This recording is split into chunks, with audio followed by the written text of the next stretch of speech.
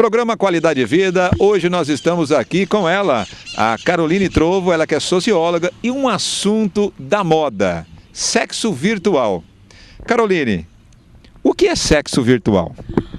Bom, antes de mais nada, Beto, muito obrigada pelo convite.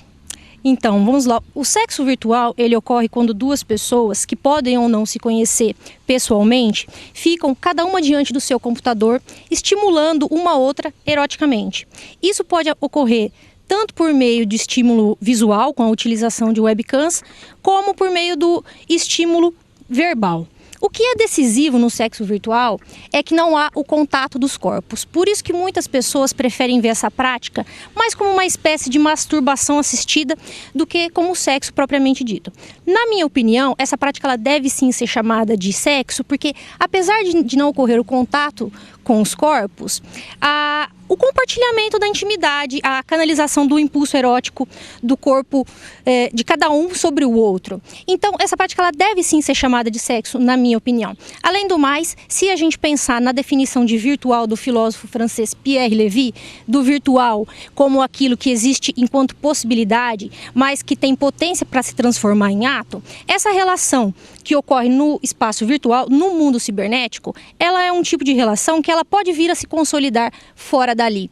Eu não disponho de estatísticas, mas sei que não são poucos os casos de casais que se formam na internet, de romances que se iniciam ali e que acabam indo para a vida mesmo, inclusive acabando em casamento muitas vezes. Caroline, o que leva essas pessoas a praticarem?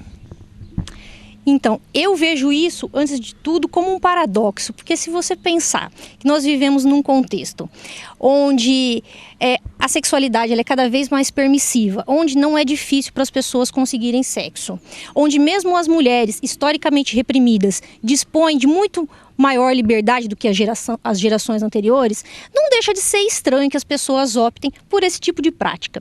Vamos tentar pensar isso na vida de uma pessoa solteira, que não tem nenhum compromisso com ninguém. Por que ela vai, ao invés de ir para uma balada, por que ela vai ficar em casa fazendo sexo virtual? Na minha opinião, por uma questão de praticidade mesmo. O sexo virtual, ele é muito mais prático, mais garantido e mais barato, porque você não precisa sair às ruas, você não precisa ficar sujeito a um assalto, a um acidente, a uma série de circunstâncias. E se você pensar nisso no âmbito de uma pessoa que está num relacionamento com outra, seja um namoro ou um casamento, eu acho que aí a questão ela muda um pouco de figura, mas acho que entra uma questão de segurança também. Vamos pensar, um pulo de cerca realizado no mundo online, ele tem muito menos chance de ser descoberto. E além disso, tem outra coisa que para mim é crucial. Entra um aspecto de ordem moral. Como se a pessoa reservasse um cantinho na consciência dela para dizer para si mesma e para o outro, numa possível cena em que ela seja descoberta, que aquilo não era nada, que aquilo era uma brincadeirinha de internet e que ela nunca esteve traindo ninguém. E diz para nós do programa Qualidade de Vida, o que isso tem a ver com o mundo de hoje? Eu acho que isso tem tudo a ver com o mundo de hoje. Vamos pensar assim, é a tecnologia invadindo nossas vidas, inclusive a alcova, ela mediando todas as nossas relações sociais, sexuais ou não.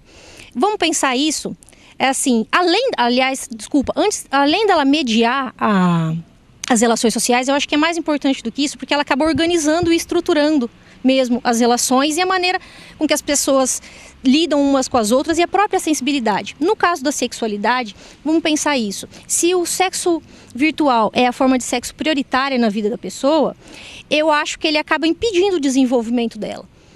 Muito mais do que uma simples manifestação da sexualidade, ele seria então a tesoura que vai lá e a poda rente, porque ela não tem a possibilidade desse desenvolvimento. Se não há esse caminhar em direção à maturidade, é como se a pessoa ficasse sempre num eterno presente, num sempre igual, que nunca se altera.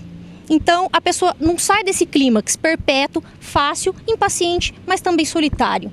Eu acho, só para encerrar, não se trata de sermos normativos, no sentido de dizer às pessoas como elas devem viver ou não a sexualidade. Longe de mim fazer isso, mas apenas de estarmos um pouco atentos para as ciladas que às vezes a sociedade nos coloca. Era isso. Tá certo. E se você tem alguma dúvida, Passa para nós a sua opinião e nós vamos até os profissionais para que possamos sanar essas dúvidas.